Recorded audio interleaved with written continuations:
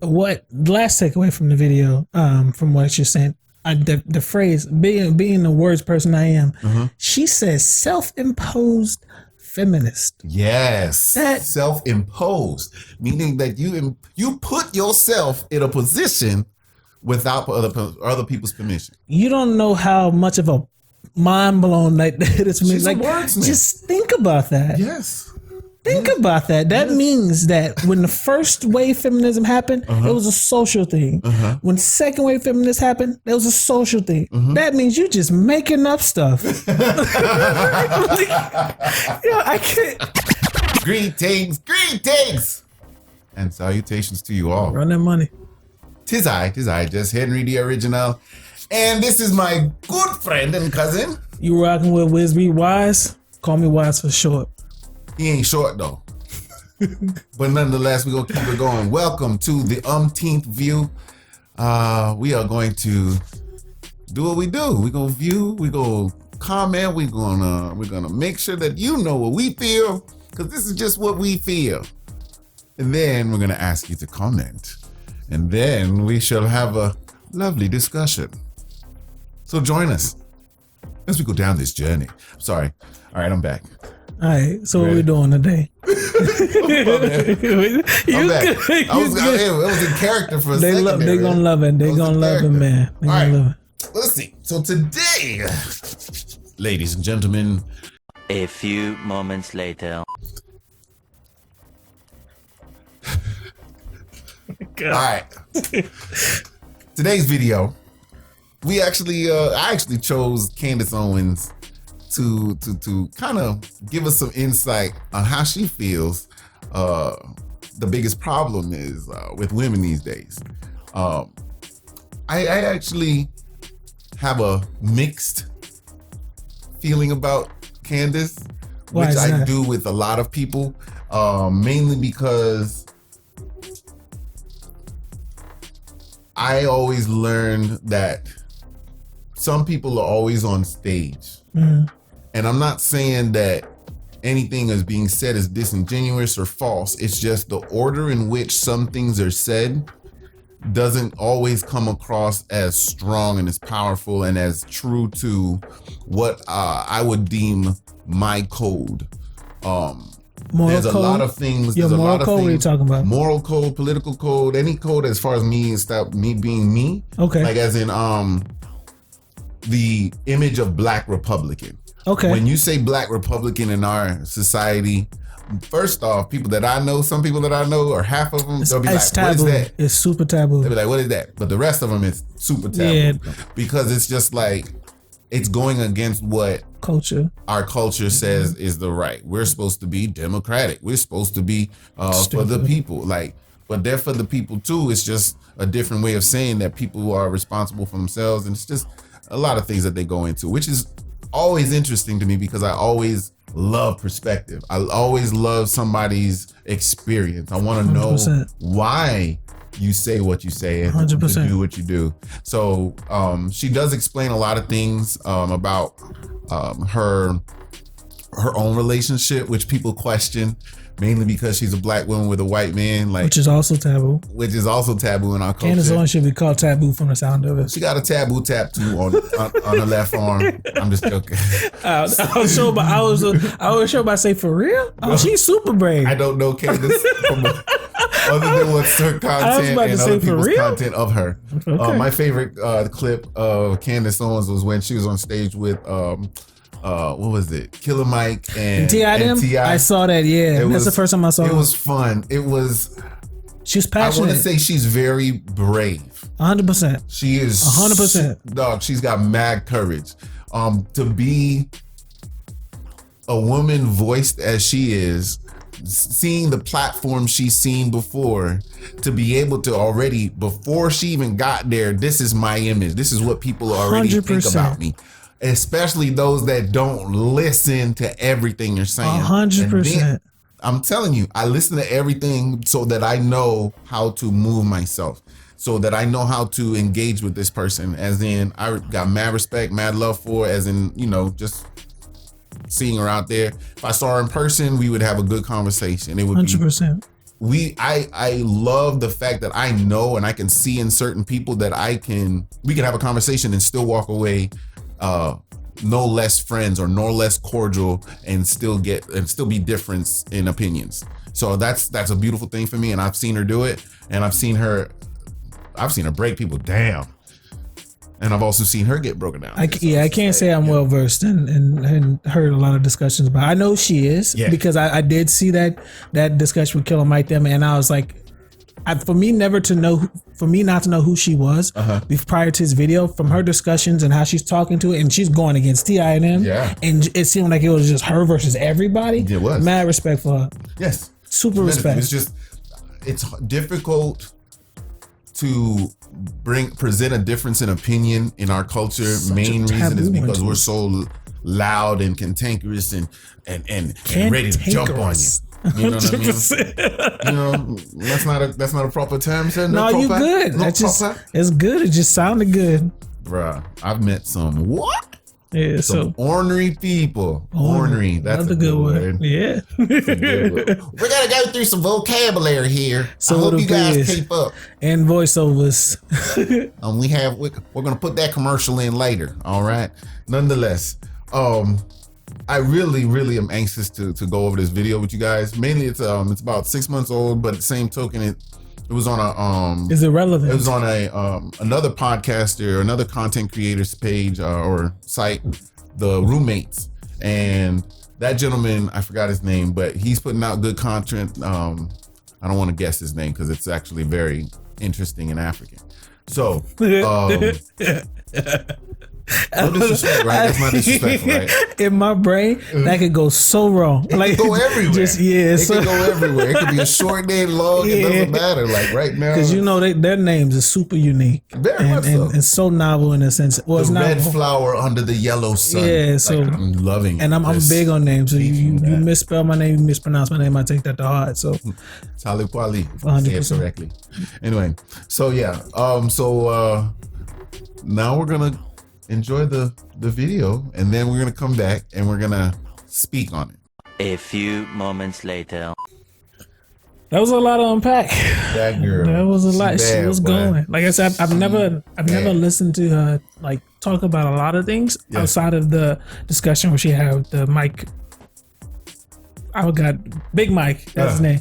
Killer Mike. Outside of Killer Mike and T.I. and a bunch of these other people. But yeah, that was a lot. You introduced the video. You want to give your initial thoughts? So, first and foremost, I love when people are organized with their thoughts and can help me stay with them. She's phenomenal when she does that. As far as the host, I love it. He was bringing very, very, very structured and weighted questions, and it was beautiful, especially it was almost like softball. She just threw her a couple softballs. She just knocked them things out the park. So where do we start? So first thing for me was, of course, both of us were taking notes, which is great because I was like, is he gonna take notes? And then he brought out a notepad. I was like, oh my God, I'm so impressed. All right. What the devil? So my first thing was, she was mentioning, what do men want? Increasingly, you're telling women to be the opposite of what I think men want, right? The opposite, maybe in the instant when men are not thinking with their big heads and they're saying, oh, whoa, she's half naked, great, I'm going to go for it. That might be what a man wants. But long term, that's not what a man wants. A man doesn't want a girl that's just going to be naked all the time and put herself out there available for every man to see. You know, that I don't have to be a man to know that that's not what men want. Good question. And then she asked the next question that followed, which is a thing that doesn't happen often, as in follow-up questions, is, young lady, are you what a man wants? Then it goes into well, then what the man want then? And it better be what I am. I'm like, well, that's not how it works. You kind of would want to bring a more inquisitive approach to it, because commanding that someone or demanding someone accept you as you are is a bit selfish and ironic if you're seeking companionship. Especially if you're seeking companionship, because you wouldn't want somebody that wants to be around you.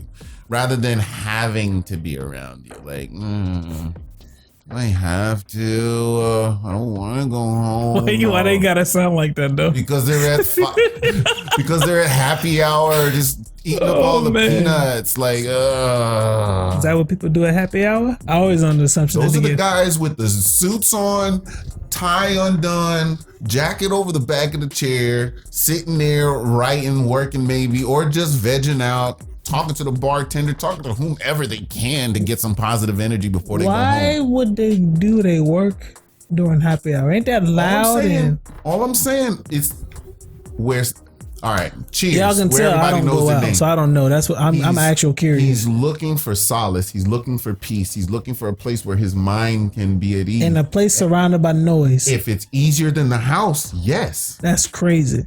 Have you been in a relationship that like that? No. No. So therefore, comment. It's beyond you. That's true. It's beyond you. But I have seen people doing work at the bar. True. I have seen it. So laptop out and everything. I'm like, okay.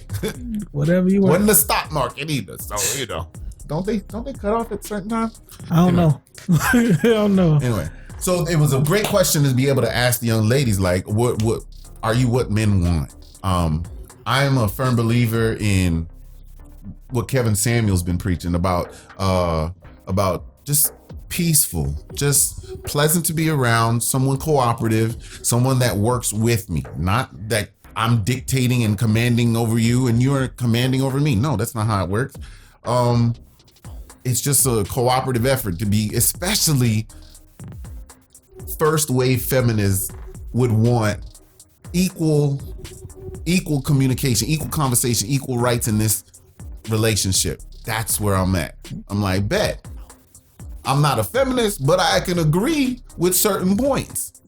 If that's what you down for, I will fight for you and fight for us to get to that. Third wave, that's a whole nother thing. I love how she was breaking it down a little bit in the different waves of actual feminism. Mm-hmm. Bro, you even jumped. I told you. Oh, look at what she said. I'm like, I mean, granted, I didn't know that's what they call third wave. I mean, first and second wave, I know for sure because they wrote about it. Mm-hmm. And like I said, when we were having a conversation earlier, this is shown through literacy, right? You literally see books of women writing about this, and that's when they begin to see it. Mm-hmm. I thought third wave came in the 90s. I did not know third wave referred to this modern feminism, right? If we're talking first and second wave feminists, I'm with that. Okay. There's nothing wrong with that's equal rights. Right. Like I don't think, well, I retract that. I know men who want to be subservient, and I know men who want to dominate their wife, or the lover. Right. I'm not the kind that that doesn't sound fun to me. And the notion of controlling somebody that much, it just sounds boring.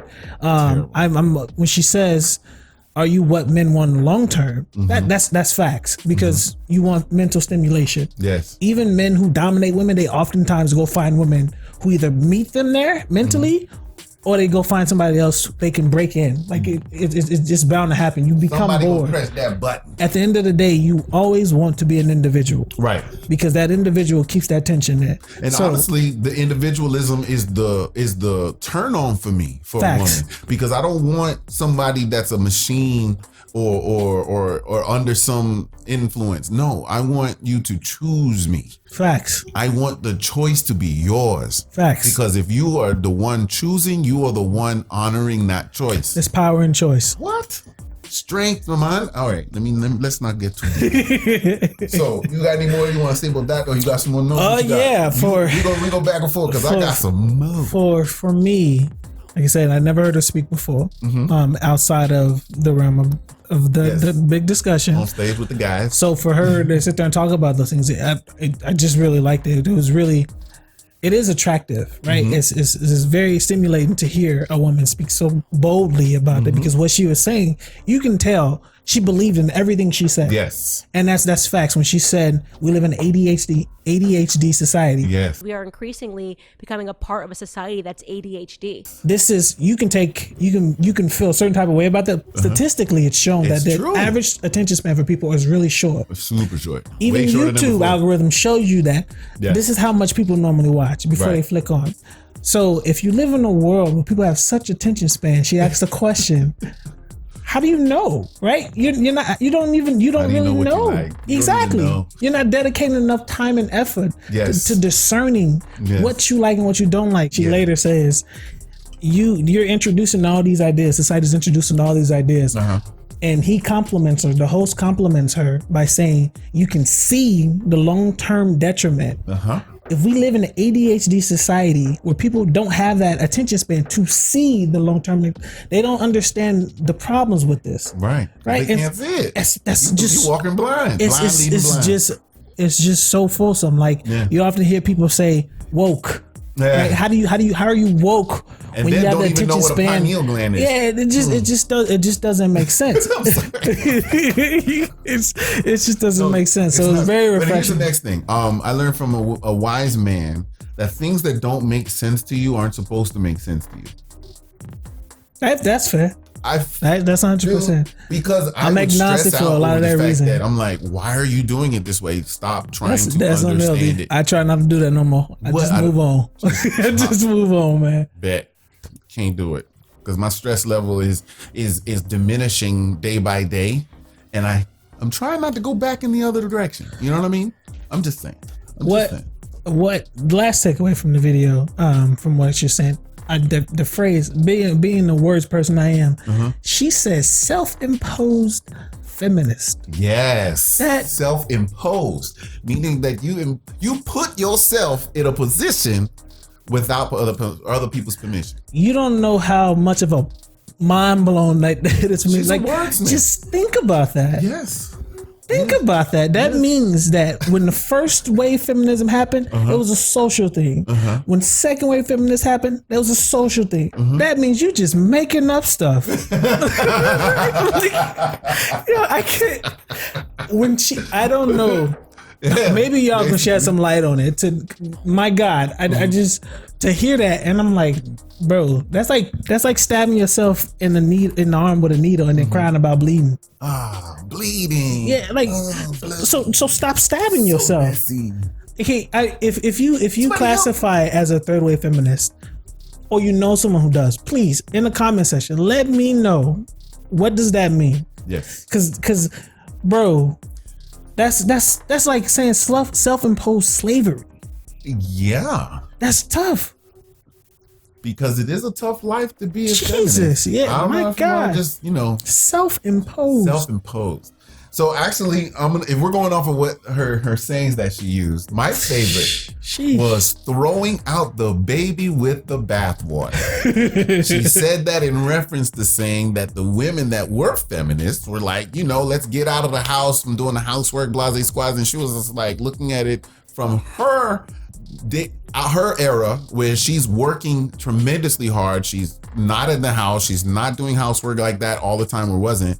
And then she's looking at it like, we're complaining?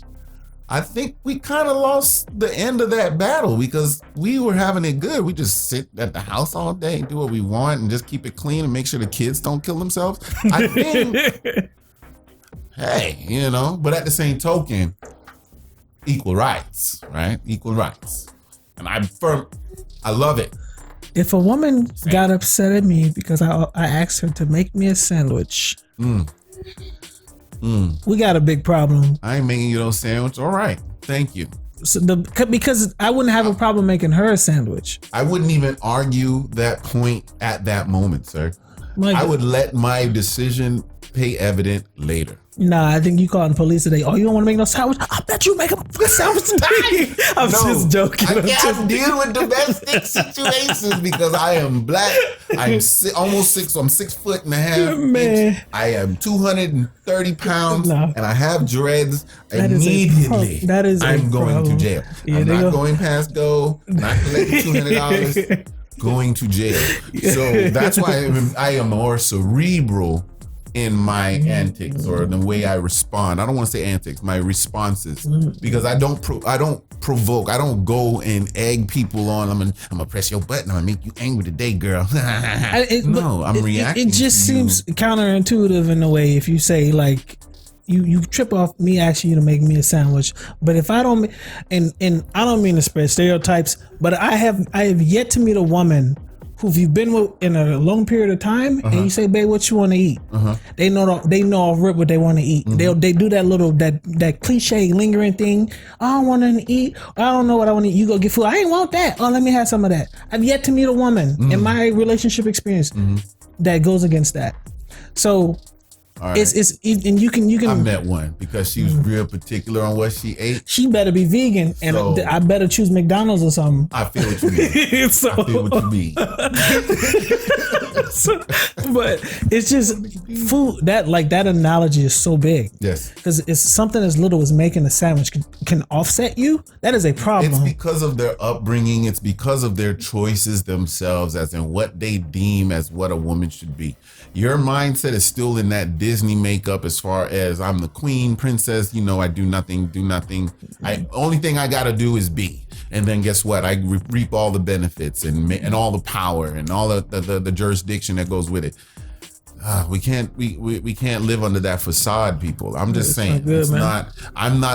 I am kingly, I'm regal-esque, but I am not a ruler of a certain area. Like, I'm just saying, I always told my wife that I was never your king. I was more so your knight. I could dig the knight. Knight historically has gotten all the play. You get the samurai. Historically has gotten all the play. The king was nothing but a fat, lazy person. Right. He may have had control over his kingdom, but he never had actual control over his kingdom. It's just like a coach on a football team. Facts. It's the players that did it. Facts. It's true. So I don't know that. But it's the a notion, mindset thing too, though, because if they weren't raised with an honorable mindset to be able to listen to orders and follow orders, then guess what? We would have chaos, and the king would have no kingdom. It would just be sheer pandemonium. The best thing a king has done, if the king wasn't on the battlefield fighting beside his people, he's convincing his people that he's more powerful than he actually is. A few moments later. What's your boy from Troy? Achilles. You ever seen in Troy? How they I love that movie, man. But let me segue. It's all good because we're gonna make it make sense. Because when we talk about when she talks about these gender roles or these women's and why society has them doing this stuff and self-imposed women, right? Self-imposed feminism is like you have. I think right now we're in a situation where no one really knows. Generally speaking, no one really knows what they want, what they're looking for, because of the short attention span. Correct. So you got to make believe. Yes. And then if you don't meet this criteria, I'm going to be upset, and I'm going to either leave or I'm going to make your life, miserable. Because we don't have those foresight. We don't even know what foresight is. Not even foresight. We don't have those like the Attila the Hun. Those invading societies like large amounts where to make to remind our decisions us more important, add priority to our decisions. Right. To remind us of the we are truth. A whimsical society. 100%. All right, whatever. There's so much going on where you don't necessarily have to do all that stuff. So you don't have these literal reminders unless you are an inner city kid. Right. Like you often see people from the inner city. They don't think too much about that because they're too busy dodging gunshots and nonsense. They get to see, or people who go to war and they come back and like, this is what y'all worried about. Yeah. Yes. This is trivial. Yeah. So I've seen kids get shot. I think that's ultimately what it is. Yeah, that's really it. That's really what's it. It could be a stretch though, but that's in my brain. I often think that phrase self-imposed feminism. No, I can dig it. I can dig it because it's actually the gall of it. Like you really. I mean, I don't know, but anyway. Self-imposed, do your thing. You know what I'm saying? I'm very curious. In the chat, I said the chat like I'm a Twitch stream or something. In the comment section, if you identify as a self-imposed feminist or know someone who does that, big ups to you.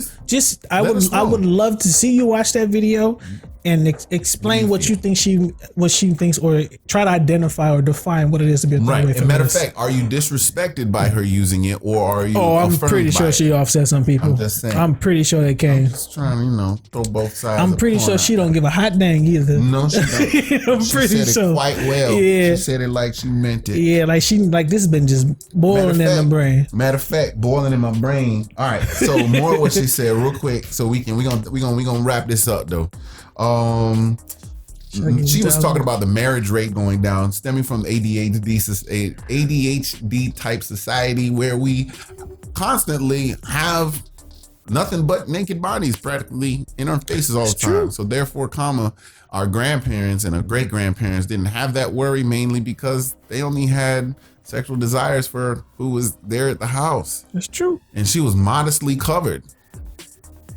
And they still had 18 kids. Like, what do you mean? Like, so I'm just looking at it as objective as possible, just trying not to be mad at either side. More so just like, can we just appreciate more so how it was? Because history literally repeats itself. The bell bottoms are coming back again.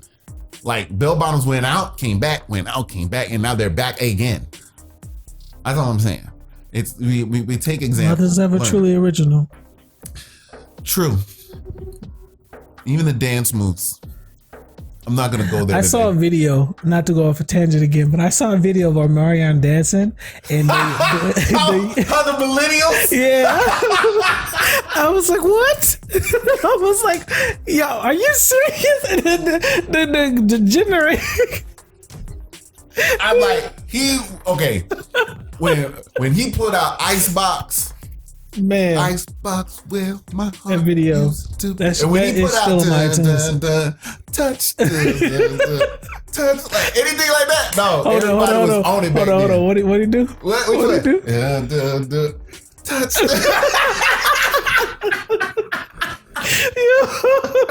Yo.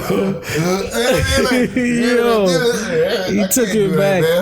That shit is funny. He took it back. But he took it back. Red coat on, long coat, chilling on stage by his lonesome. It's the middle of the day. We ain't got no lights. We ain't got no smoke. We ain't got no, background dancers to show the moves with you, that everything's choreographed. My man's went off. Millennials looking at you like, what is he doing? I don't know those coming from moves. The generation of the people who do the Fortnite dances, bro. Bruh, everybody knows the dance moves now. They're all choreographed. Everybody's doing the same thing, which leads me to my newest point that you guys need to know about me. This is one of my pet peeves.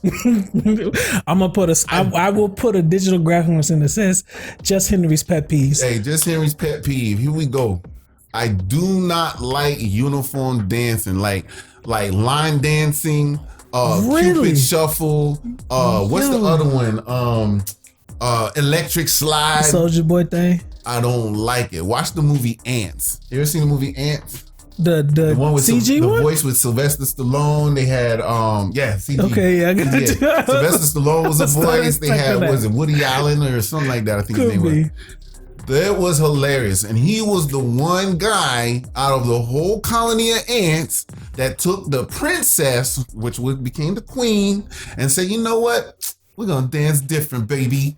We ain't doing this uniform dancing. Put that leg out and twist. Let's get it, baby. This is real. The best. And guess what? He became king. Dare to be different. Dare to be different. Dare to be different. Quote That's that. all I'm saying. I love it. That's all I'm saying. I love it. Man. Ants is a good movie. With Sylvester Stallone. He was in there. He was in there. He was a big ant. He was a big, huge ant. You got all the lady ants, Get the lady ants. Or the lady ant. The lady ant closer. Oh, no. Look at that thorax. Moving that thorax. I don't remember the parts of an ant. Sorry. Those skinny legs over there. 50 times your weight? Yeah, 50 times my weight, baby. Y'all gotta appreciate the voice. You gotta appreciate the gestures. You gotta appreciate the expression. He's doing it all at once, man. It's all about, punches to the head. I love it. I love it. You come back fight. You're always ready, You always gotta be ready. Yeah. Hopefully I'm close. I'm working on it. We gotta wrap this one up. Please do. Because you two ready to be like, and speaking of ADHD societies, I wonder how many of y'all gonna stay to the full bit. But this has been a blessing, man. A fantastic evening. Yes. Yet again. Yes. This is the umpteenth view. Yes. And we hope to see you on the flip side.